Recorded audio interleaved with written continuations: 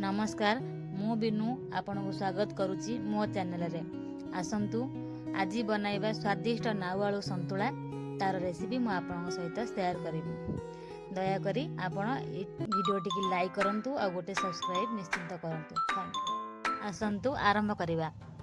प्रथमे आमे गोटे नाउ नबा ताको एमती मझिरु काटी तार चोपा को भल भाबरे छड़े नबा। नाउटी को काटला बेले देखंतु एमती सरू सरू करी काटिबा कि जेमिति नाउटी भल भाबरे सिझी पारिबा। नाउटी को काटी सारिया परे ताको भल भाबरे पानी रे धोई नबा।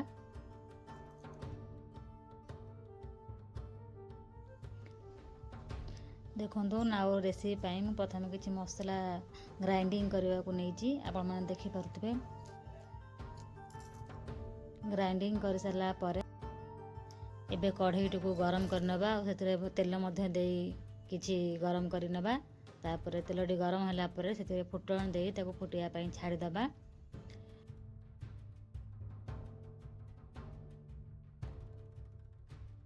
फुटणटी भल भाबरे फुटी सारा परे काटिकी रखिथिबा नाउ ता सहित मु किछि आलू काटिकी रखिथिली ताको मध्य देई देबा।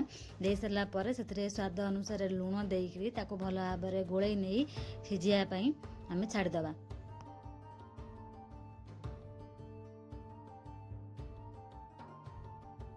पाँच रु 6 मिनिट पर देखंतु आलू आ नाउ दुईटा अंक कते सुंदर भाबरे सिझी जाईची।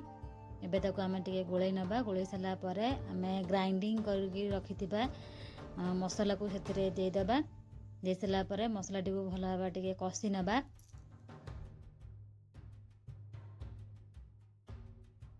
मसला टिके कसी हेतला परे आमे सेतरे किछि चिल्ली पाउडर ता सहित धनिया पाउडर और चिकन मसाला आपण पाखे जिते भी मसला थाई पारे आपण टेस्ट पई दे परिबे। दे साला पर ताको आमे भल भाबरे गोळेई नबा। आ ता सहित किछि हल्दी मध्य ऐड करिबा। हल्दी ऐड कर तार कलरटा बहुत भल आसे। तापर ताको टिके पानी देकरी भल भाबरे कसी नबा।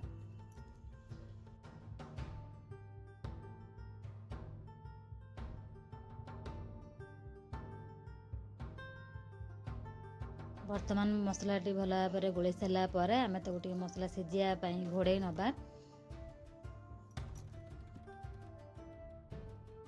किछि समय पर देखंतु तार कते सुंदर कलर टी आसुची। बहुत सुंदर देखा होउची। तार बास्ना मध्य भल आसुची।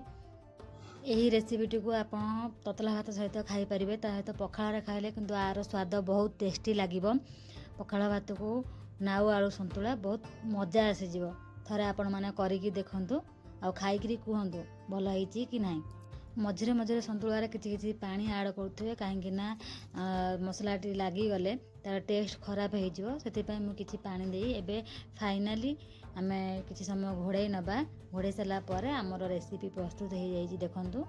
एबे बहुत बढ़िया सुंदर देखा होउची। एते टेस्ट भी बहुत बढ़िया आसीबो। केते सुंदर देखा होउची आपण देखंतु तार कलर तार फ्लेवर सब बहुत बढ़िया। यही रेसिपी टी आपण मानक भल लागिले लाइक शेयर और गोटे सब्सक्राइब करंतु। Thank you.